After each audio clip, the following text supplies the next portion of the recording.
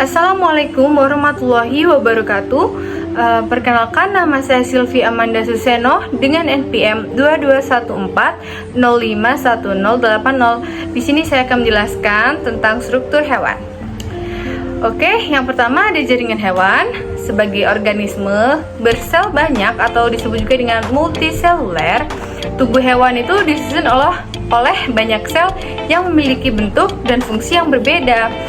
Sel-sel yang berkelompok dan memiliki bentuk dan fungsi yang sama dalam tubuh hewan disebut sebagai jaringan hewan.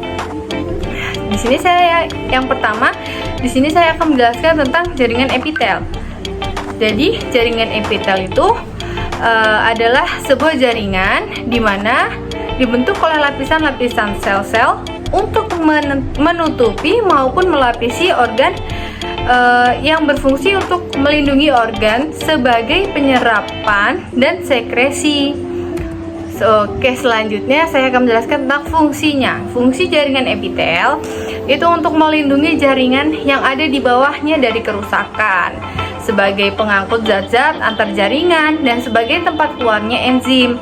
Berdasarkan bentuknya, jaringan epitel itu dibagi menjadi 3 jenis, yaitu epitel pipi, epitel batang atau silinder, dan epitel kubus. Oke, selanjutnya ada jaringan otot.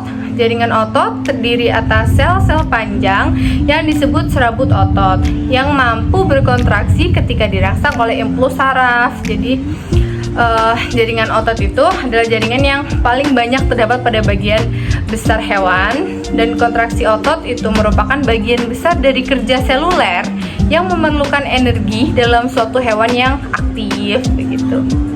Selanjutnya ada otot polos.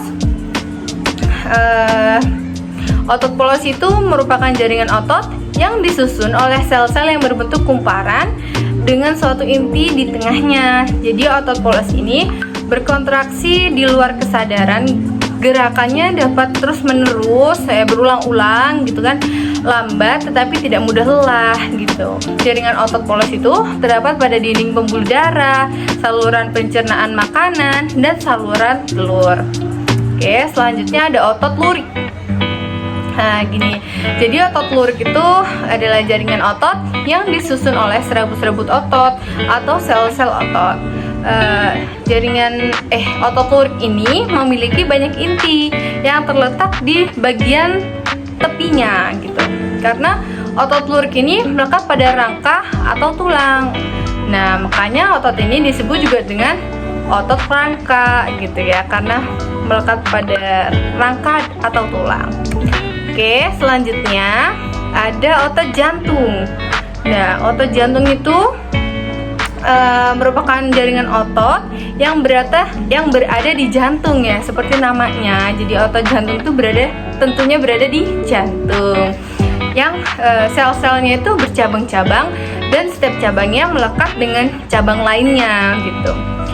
Sama seperti otot tadi, yang dua tadi, kontraksi otot jantung itu berada di luar kesadaran. Jadi ototnya itu tanpa kita sadari, otot jantung itu bekerja gitu. Oke, selanjutnya ada jaringan syaraf. Jaringan syaraf itu merupakan jaringan yang disusun oleh kumpulan syaraf. Kumpulan syaraf ini disebut sebagai neuron. Nah, ini gambarnya jaringan syaraf, bisa dilihat ya. Oke, selanjutnya ada pengertian neuron ya. Pengertian neuron itu merupakan kesatuan fungsional dari sistem syaraf yang memiliki kemampuan menghantarkan impuls atau konduktivitas ya, sehingga terjadi komunikasi antar reseptor atau sel atau organ yang menerima rangsangan dengan efektor. Jadi efektor itu jaringan atau organ yang memiliki reaksi langsung seperti kelenjar atau otot. Oke, sekarang ada neuron sensorik ya. Jadi berdasarkan fungsinya itu, neuron dibagi menjadi 3 jenis, yaitu neuron sensorik, neuron motorik, dan neuron penghubung. Nah, yang pertama ini kita akan membahas tentang neuron sensorik. Jadi neuron sensorik atau yang biasa disebut neuron aferen itu merupakan neuron yang bertugas menyampaikan impuls ke pusat syaraf, yaitu otak dan sumsum tulang belakang. Jadi dia yang menghantarkan impuls ke syaraf yang berada di otak dan sumsum tulang belakang gitu. Selanjutnya ada neuron motorik. Jadi neuron motorik itu adalah neuron yang bertugas membawa impuls keluar dari pusat syaraf gitu. Jadi dia yang membawa impulsnya keluar dari pusat syaraf nih. Berarti kan setelah neuron sensorik berarti tugasnya neuron motorik gitu. Neuron motorik ini terdiri dari badan sel yang memiliki inti di bagian tengahnya gitu. Selanjutnya ada neuron penghubung. Neuron penghubung itu adalah neuron yang menghubungkan neuron sensorik dengan neuron motorik. Nah, jadi neuron penghubung ini ya seperti namanya, dia menghubungkan neuron sensorik dengan neuron motorik ya. Jadi sesuai ya, neuron penghubung. Oh, berarti dia menghubungkan antara neuron sensorik dengan neuron motorik gitu. Jadi dengan dengar namanya aja penghubung, berarti udah tahu dong. Oh, berarti dia menghubungkan gitu ya. Ya, terus neuron penghubung ini memiliki dendrit atau akson yang berhubungan dengan neuron lain gitu. Yang terakhir ada jaringan ikat. Jaringan ikat ini berfungsi untuk menunjang tubuh, dibentuk oleh sel-sel dalam jumlah sedikit. Jaringan ikat terdiri atas populasi sel yang tersebar di dalam matriks ekstraseluler gitu. Secara embriologi, jaringan ikat ini berasal dari lapisan mesoderm gitu.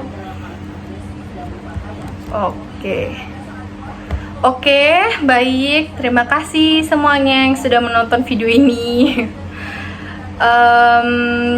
Saya ucapkan terima kasih kepada kakak pembimbing